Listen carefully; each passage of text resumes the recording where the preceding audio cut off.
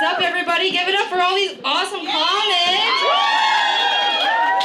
They're all wearing biz cash. I just came from my Yakuza meetup.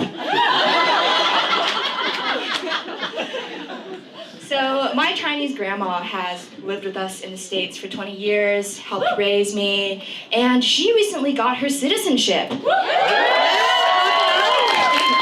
It is especially amazing because she still don't speak English. She memorized all of her civics questions phonetically.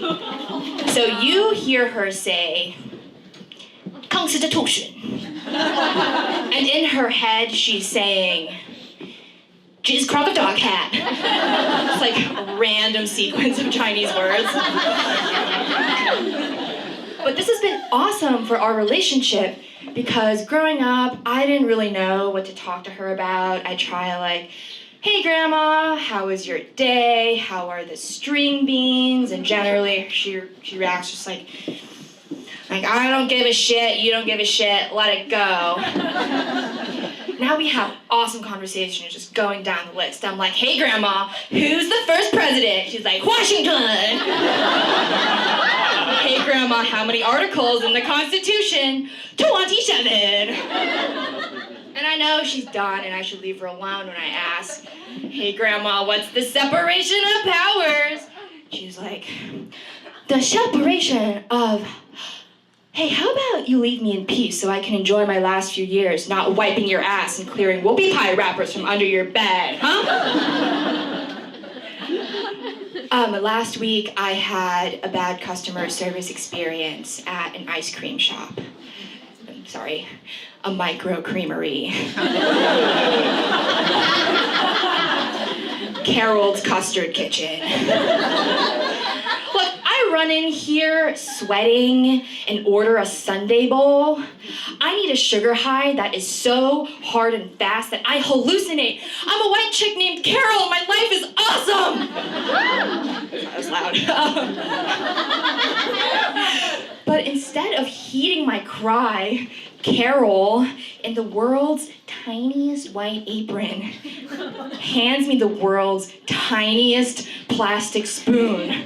So I have to microdose my vegan moose tracks.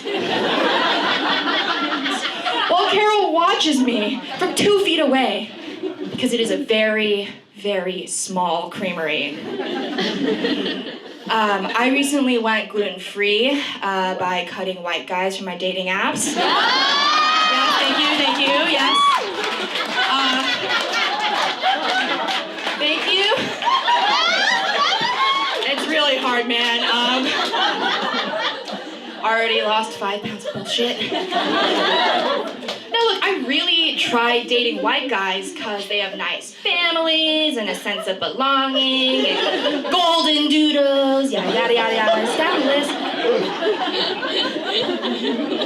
And because of this urge people of color have to keep giving them chances, you know? It's the Meghan Markle syndrome.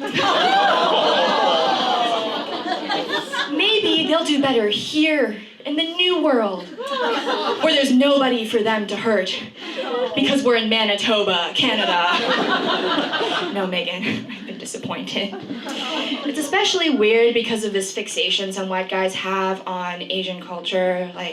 One dude I went to his place and he had furnished it exclusively with inherited teak furniture, with the dragon engravings and shit.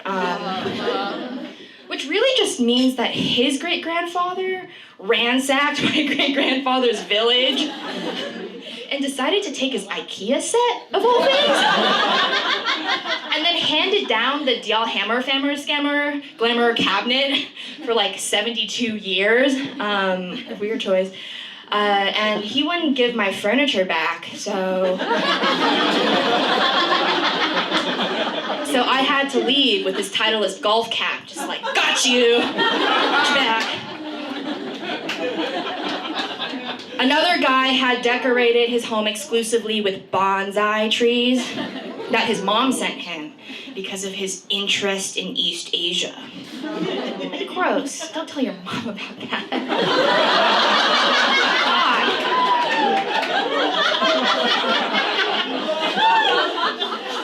And I so badly to go home with Chad and find. Look, I want to go home with Chad and find just like a Black Lives Matter teach-in, or a blood drive, or even just a bunch of people assembling those like UNICEF kits we used to get for Halloween. Just like send Butterfingers to Yemen or something. Something good and redemptive. But I just knew the next time it was gonna be like 5 geishas smoking opium in a Samsung factory. 3 most Asian things off the top of my head. Speaking of Asian things, because of this coronavirus, I remembered I was Asian for the first time in a while. Yeah, it's easy to forget because I eat many scones. I had other reasons, but I eat so many scones that single one is sufficient. I eat a lot of scones, I forget. There's lots. We fly under the radar because there's lots of negative racial stereotypes Asians don't have to deal with as much, like people assuming we're financially unstable, people assuming we're on drugs, people assuming we're bad parents. And that has got to change because, look, people, we are bad parents. Because our primary alcohol is 150 proof rice liquor. We don't even remember forcing our kids to practice the piano, okay? We drove them to piano lessons, blackout, just swerving the Corolla all over the place.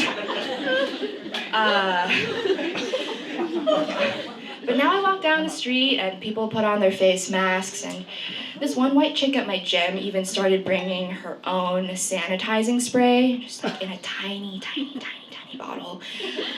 And I finally asked her about it because it smells delicious.